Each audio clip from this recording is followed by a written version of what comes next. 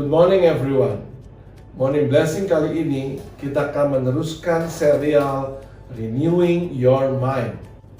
Kali ini kita mulai melihat Ibrani pasal 11 ayat 17 sampai 19.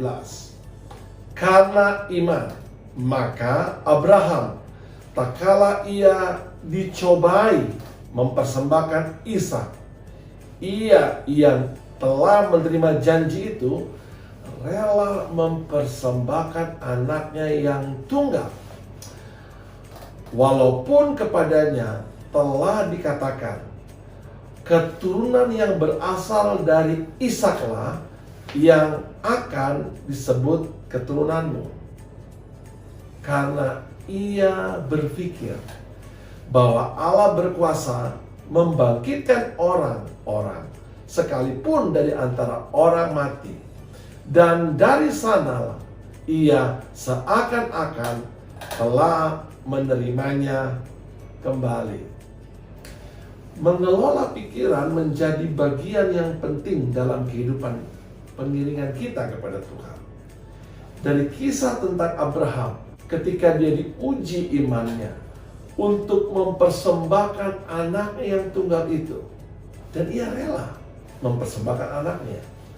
Apa yang membuat Abraham tega mempersembahkan anaknya sendiri sebagai korban sembelihan?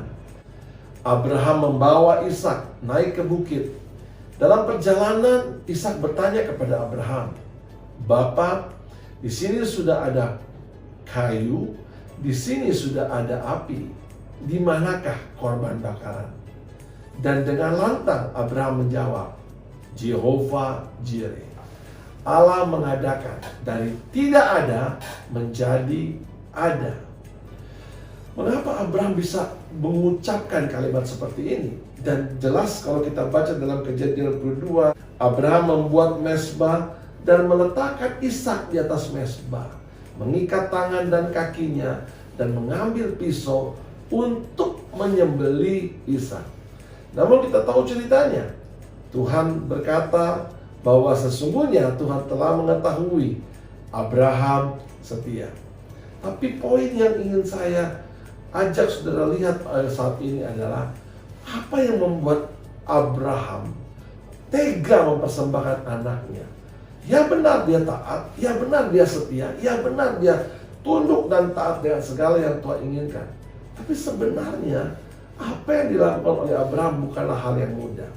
Mempersembahkan anaknya sendiri yang dia dapat pada saat dia berusia 100 tahun. Ini bukan hal yang mudah. Tapi akhirnya kita temukan Abraham melakukannya. Dari Ibrani 11 ayat 19 ini kita dapati bahwa yang benar-benar membuat Abraham dengan tekun, dengan taat, dengan setia melakukan segala perintah Tuhan adalah Abraham telah mengelola pikirannya dengan benar. Ia berpikir, itu kata firman Tuhan, bahwa Allah berkuasa membangkitkan orang-orang sekalipun dari antara orang-orang mati. Dan dari sanalah ia seakan-akan telah menerimanya kembali. Abraham berpikir. Mengelola pikiran menjadi bagian penting. Hidup saudara dan saya, ketika kita berhasil mengelola pikiran, maka kita akan melihat kebaikan Tuhan. Kita akan melihat rencana Tuhan. Kita akan melihat kehendak Tuhan. Dengan mengelola pikiran yang benar, kita akan dibawa dari kemuliaan kepada kemuliaan. Inilah kali pertama Tuhan berkata kepada Abraham, "Aku bersumpah demi diriku sendiri." Apa yang membuat Tuhan sampai berkata, "Aku bersumpah"?